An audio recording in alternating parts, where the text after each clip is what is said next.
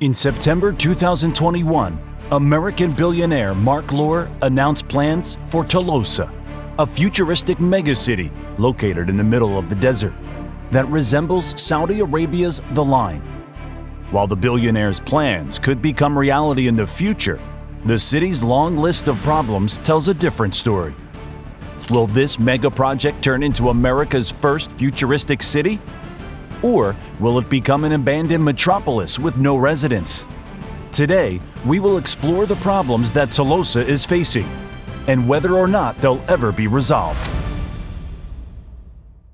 Whether you live in a city or not, you most likely travel by car or public transportation. Every day, the average American spends 55 minutes commuting to and from work. Now imagine you live in Telosa, where your fossil fuel-powered car isn't even allowed to enter the city because all of your everyday needs are located within a 5-minute commute from your home. This is just one of the goals that former Walmart CEO Marc Lore has in mind for his futuristic metropolis, which is supposed to change how Americans live on a day-to-day basis. Telosa is a response to all of the issues we have in today's world, such as climate change, pollution, and housing shortages. It seeks to reimagine how we can create a thriving city that is sustainable, inclusive, and equal for all residents. The wealth gap has grown to its widest point in history over the last century, and Lore hopes to close it with his project. He envisions a city in which everyone, regardless of background, has equal economic opportunities. To achieve this result, Telosa will operate on a system called Critism. The concept is that anyone would be able to build homes and sell them, while the city retains ownership of the underlying land. If the city were to thrive, the value of that land would increase, thus generating revenue. According to Marc Lore, this could generate $50 billion in earnings each year, and he plans to invest a large portion of that revenue into high-quality services such as healthcare, schools, and public transport. Telosa's future location will be somewhere in the United States' southwest desert, most likely in Nevada, Arizona, or Texas. The city is envisioned there because of the low-cost land, and it will be spread out over 150,000 acres, roughly the same size as Chicago. A skyscraper called Critism Tower will be built in the city center to house aeroponic farms. Every building will be covered in solar panels and nature, ensuring that residents always have access to an abundance of open space. The construction of the city is divided into 2 phases. The first phase of construction would cover only 1,500 acres and would house 50,000 people by 2030. For the second phase, the city's backers hope it will span 150,000 acres, housing 5 million citizens by 2070.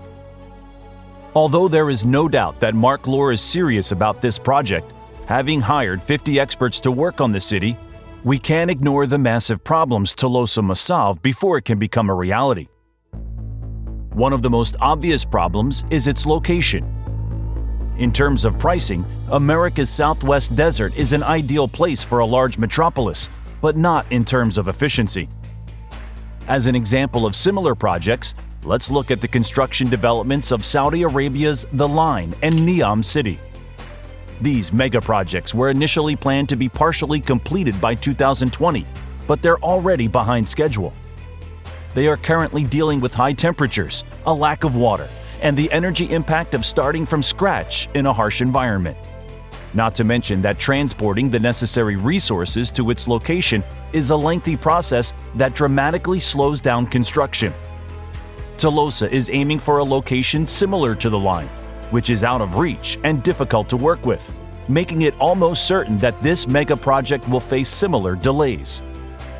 So far, no land rights have been secured, leaving the question of where Telosa will be located unanswered.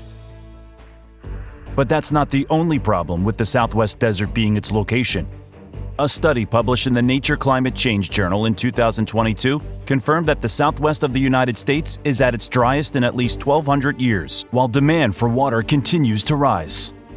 Water rights and availability are difficult to obtain when building a city in the desert, and many cities are already suffering as a result.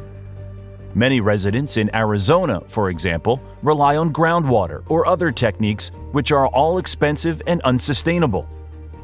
So, how will Telosa manage its water resources?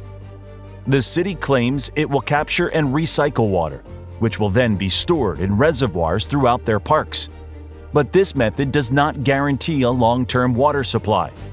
Marc Lore acknowledges that a viable water supply would require innovation, money, and political resolve, but he does not provide a strategy for dealing with this situation. One possible solution would be to relocate to a different location where water supplies are more widely accessible and cost-effective techniques are realistic. The Appalachian region would be a great alternative in terms of water supplies. However, you could argue that connectivity is even worse in that area.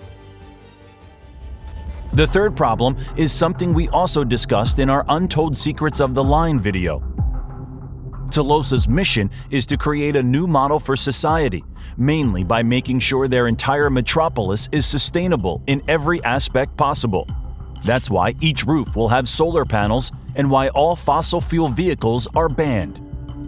However, because there are no sustainable ways to build Telosa, the carbon footprint it will leave behind should be considered.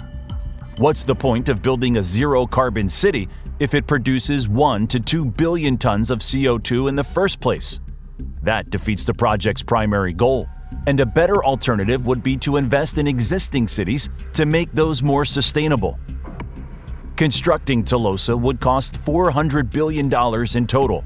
Imagine how much could be done to make existing cities more environmentally friendly with that same budget. Aside from all of this, one of the most severe problems must be our society's current perspective towards this mega project.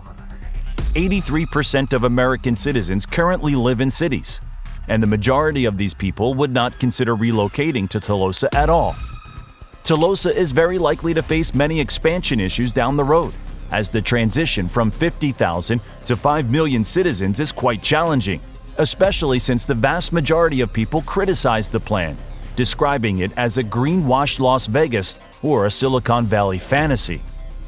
Unless all of these sustainable megacities that are being constructed around the world really become our new way of living, it's very possible that these projects will never thrive as much as they are promoted to do.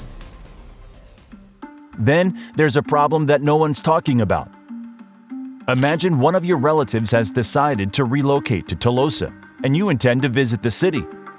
Because it's only a few hours away, you decide to drive there by car. But wait, you can't enter the city because your car isn't actually allowed there. This begs the intriguing question of whether Telosa would even be connected to the American interstate network in the first place. There's also no mention of a nearby airport because it's obviously not carbon neutral, leaving Telosa's connectivity to other cities a mystery. One possible scenario is that the only way to get into Telosa is to use the high-speed public transportation network that connects to nearby cities.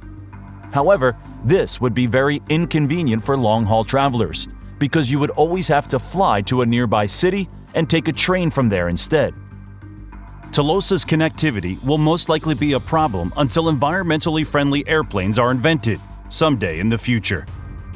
Now, if you thought this video was interesting, make sure to check out our video about why the line will fail right here.